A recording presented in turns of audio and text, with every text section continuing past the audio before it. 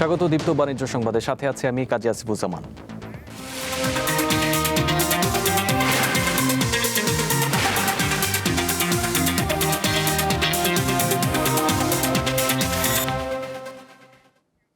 দেশের বাজারে কদিন ধরে বাড়ছে পেঁয়াজের দাম। প্রতি কেজি পেঁয়াজ 150 থেকে 160 টাকা দরে বিক্রি হচ্ছে।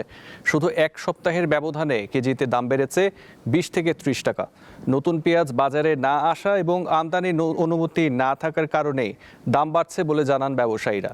এই অবস্থায় শনিবার পেঁয়াজ আমদানির অনুমতি দেওয়ার সিদ্ধান্ত নিয়েছে সরকার। বলা হয়েছে বাজার সহনীয় পর্যায়ে রাখতে সীমিত আকারে পেঁয়াজ আমদানির অনুমতি দেওয়া হবে। প্রতিদিন 50টি করে আইপি অর্থাৎ আমদানি অনুমতি ইস্যু করা হবে। প্রতিটি আইপিতে সর্বোচ্চ 30 টন পেঁয়াজ আনার অনুমতি থাকবে।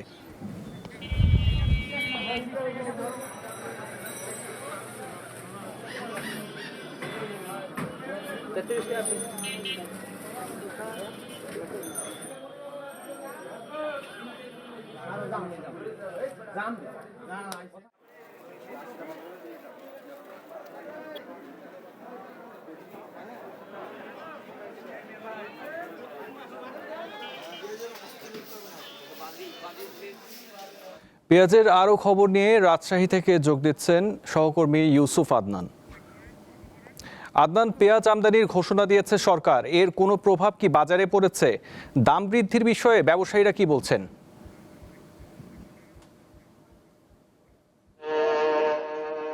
হ্যাঁ আসিফ, রাজশাহীতে শীতকালীন সবজির বাজার যেরকম ভরপুর রয়েছে তেমনি পেঁয়াজের বাজারও আমরা দেখেছি যে উপস্থিতি বেশ রয়েছে।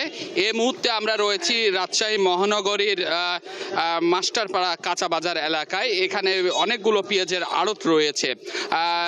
গতকাল আমরা কথা বলেছিলাম যারা পাইকারি ব্যবসায়িক রয়েছে তাদের সঙ্গে, তারা বলছে যে গতকালকের চেয়ে আজকে পেঁয়াজের কেজি প্রতি 15 থেকে 20 টাকা কমে বিক্রয় করা হচ্ছে। গতকাল যে পেঁয়াজ বিক্রি করা হয়েছিল 80 থেকে 100 টাকা কেজিতে, সে পেঁয়াজ আজকে বিক্রয় করা হচ্ছে 60 থেকে 75 টাকা কেজিতে বিক্রয় করা হচ্ছে পাইকারি বাজারে। আর কাঁচা বাজারে গতকাল 100 থেকে 120 টাকা কেজিতে পেঁয়াজ বিক্রয় করা হয়েছে এবং আজকে যে বাজার রয়েছে তাতে পেঁয়াজ বিক্রয় করা হচ্ছে 80 থেকে 100 টাকা কেজিতে পেঁয়াজ বিক্রি করছে। এবং আমরা কথা বলেছিলাম যে একদিনের ব্যবধানে আসলে 15 থেকে 20 টাকা কেজি পেঁয়াজ কমার কারণ কি। তারা বলছে যে আসলে মূলত গতকালকে বাণিজ্য মন্ত্রণালয়ে একটি পেঁয়াজ আমদানির বিষয়ে একটা সিদ্ধান্তর ফলেই আসলে যারা কৃষক পর্যায়ে বা যারা স্টক রেখেছিল পেঁয়াজ মজুত রেখেছিল তারা আসলে পেঁয়াজ বাজারে এনেছে। আসলে পেঁয়াজের আমদানির বেশি থাকার কারণে আজকে আসলে পেঁয়াজের দামটা কম বলে তারা জানাচ্ছেন। আমি কথা বলেছিলাম ক্রেতা যারা খুচরা বিক্রেতা রয়েছে তাদের সঙ্গে। খুচরা বিক্রেতারা বলছে যে তাদের যে পেঁয়াজ যে দামে কিনে আসলে তারা মোকাম থেকে যে দামে কিনে তার চেয়ে 5 থেকে 10 টাকা কেজিতে লাভে বিক্রয় করে। তারা গতকালকে পেঁয়াজ কিনেছিল যারা খুচরা বিক্রেতারা রয়েছে তারা বলছে যে কালকে তারা 90 থেকে 100 টাকা কিনে তারা 100 থেকে 120 টাকা কেজিতে খুচরা বিক্রয় করেছে। তবে আজকের বাজারটা একেবারে ভিন্ন। তারা বলছে যে আজকে তারা 65 থেকে 75 টাকা কেজিতে পেঁয়াজ কিনেছেন এবং বিক্রয় করছেন 70, 75 বা 80 টাকা কেজিতে তারা পেঁয়াজ বিক্রয় করছেন। এবং আমি দেখেছি রাজশাহীর যে পেঁয়াজের বাজারগুলো রয়েছে সব বাজারে পেঁয়াজের বেশ উপস্থিতি রয়েছে এবং পেঁয়াজের একদিনে দাম কমায় যারা ব্যবসায়িক রয়েছে তারা বলছে যে হঠাৎ করে একদিনে যে দাম কমেছে এর ফলে তারা কিছুটা লোকসানের মধ্যে পড়বেন। আসলে এই ছিল আমার কাছে রাজশাহী থেকে পেঁয়াজের সর্বশেষ খবর। আসিফ। দর্শক, রাজশাহী থেকে আমাদের সাথে ছিলেন ইউসুফ আদনান। পেঁয়াজের খবর জানাতে এবার পঞ্চগড় থেকে যোগ দিচ্ছেন সহকর্মী গফরান বিপ্লব।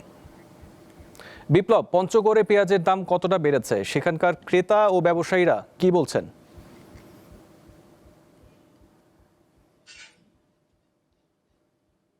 জি আসিফ, আমি দাঁড়িয়ে আছি সর্ব উত্তরের জেলা পঞ্চগড়ের কাঁচা বাজার আড়ত, যেখান থেকে মূলত জেলার বিভিন্ন প্রান্তে পেঁয়াজ সরবরাহ করা হয়ে থাকে।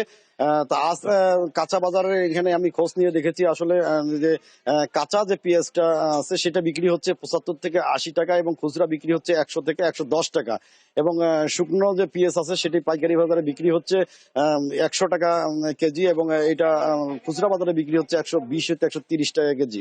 গতকালকেই কিন্তু এই বাজার থেকেই কিন্তু শুকনো পেঁয়াজ বিক্রি করা হয়েছে 120 টাকা 130 টাকা এবং খুচরা বিক্রি করা হয়েছে 140 টাকা কেজি এবং কাঁচা পেঁয়াজ যেটা ছিল সেটি ছিল 110 টাকা হতে 115 টাকা এবং এটা কাঁচা বাজারে খুচরা বাজারে বিক্রি হয়েছে 120 টাকা।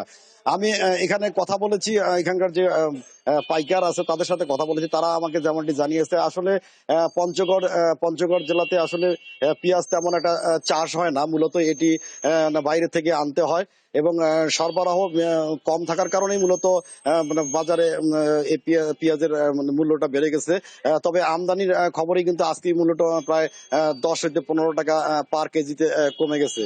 আর তারা আমাকে আরো যেমনটি জানিয়েছেন যে এই সপ্তাহখানের মধ্যেই কাঁচা পেঁয়াজ বাজারে সরবরাহ করা গেলে মূলত এই পেঁয়াজের দাম আরো কমবে। এই ছিল আমার কাছে সর্বশেষ তথ্য। দর্শক, পঞ্চগড় থেকে গোফরান বিপ্লব ছিল আমাদের সাথে, ধন্যবাদ আপনাকে।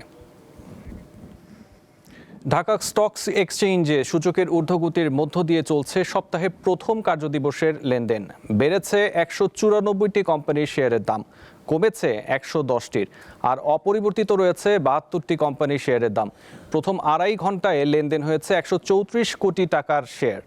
দেশের প্রধান এই পুঁজিবাজারে গত সপ্তাহের শেষ কার্যদিবসে লেনদেন হয়েছিল 364 কোটি টাকার শেয়ার। এদিকে চট্টগ্রাম স্টক এক্সচেঞ্জে আজ লেনদেনের সূচকে কিছুটা ঊর্ধ্বমুখী ভাব রয়েছে।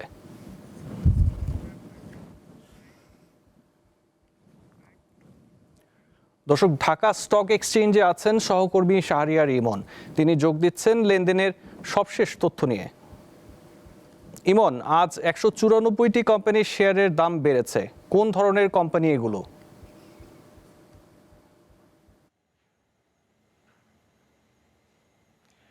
হ্যাঁ আসিফ, আজ সপ্তাহের প্রথম কার্যদিবসের লেনদেন চলছে দেশের প্রধান পুঁজিবাজার ঢাকা স্টক এক্সচেঞ্জে। আপনি যেমনটি বলছিলেন যে সকালের দিকে আমরা দেখছিলাম যে বেশিরভাগ কোম্পানি কিন্তু শেয়ারের দর বেড়েছিল, সূচকটাও খানিকটা বেড়েছিল, কিন্তু আমরা দেখছি যে বেলা বাড়ার সাথে সাথে আসলে সূচক কমে এসছে এবং আমরা এখন পর্যন্ত দেখছি যে দেশের প্রধান পুঁজিবাজার ঢাকা স্টক এক্সচেঞ্জের ডিএসইএক্স সূচক প্রায় আপনার 2 পয়েন্ট কমে মোট সূচক অবস্থান করছে 4883 পয়েন্টে। আর যদি আমরা লেনদেন হওয়া কোম্পানিগুলোর কথা বলি, লেনদেন হওয়া কোম্পানিগুলোর ভিতর দেখছি এখন পর্যন্ত দাম বেড়েছে 160টির আর দাম কমেছে 160টি। তো আর দামের কোনো তারতম্য ঘটেনি 79টি কোম্পানির শেয়ারের ক্ষেত্রে। তো এই হচ্ছে মোটামুটি মার্কেটের পরিস্থিতি। আর লেনদেনের কথাও যদি বলি, লেনদেনের যে ভলিউমটি সেটিও আমরা দেখছি এখন পর্যন্ত লেনদেন হয়েছে 155 কোটি টাকা। তো এই সপ্তাহের প্রথম কার্যদিবসের হচ্ছে এই লেনদেন পরিস্থিতি।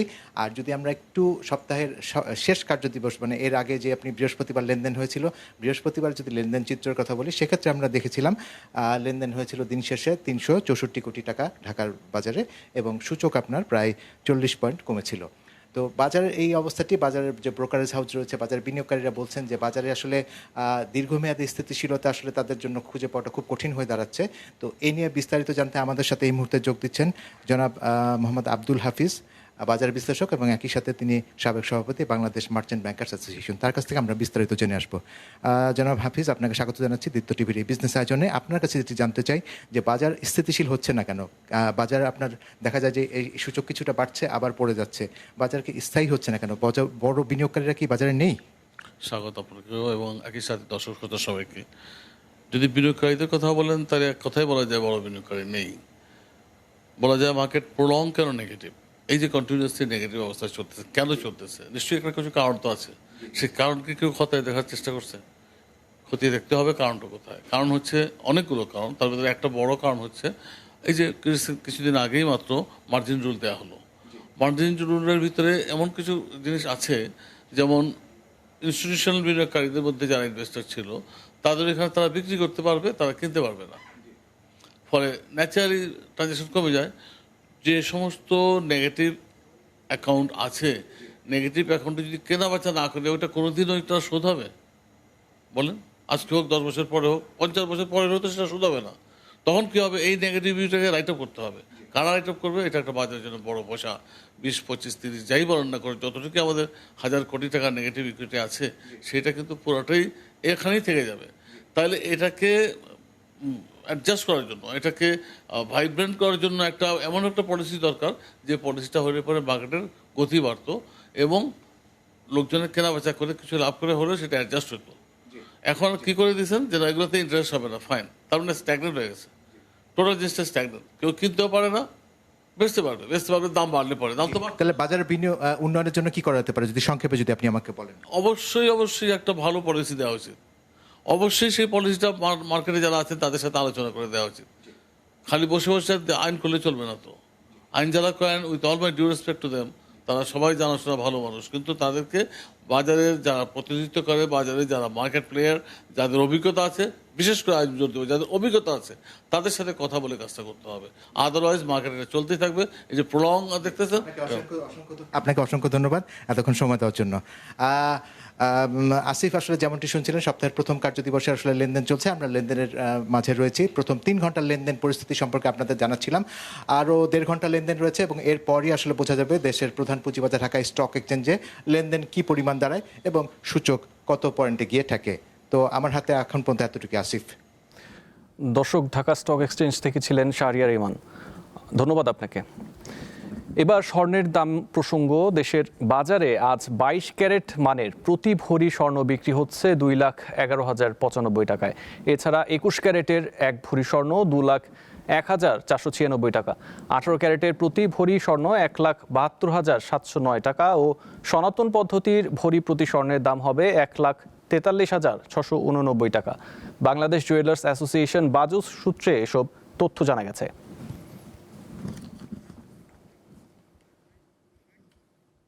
এই ছিল এখনকার দীপ্ত বাণিজ্য সংবাদে। এরপর দীপ্ত আন্তর্জাতিক সংবাদ দেখার আমন্ত্রণ জানিয়ে শেষ করছি। ধন্যবাদ।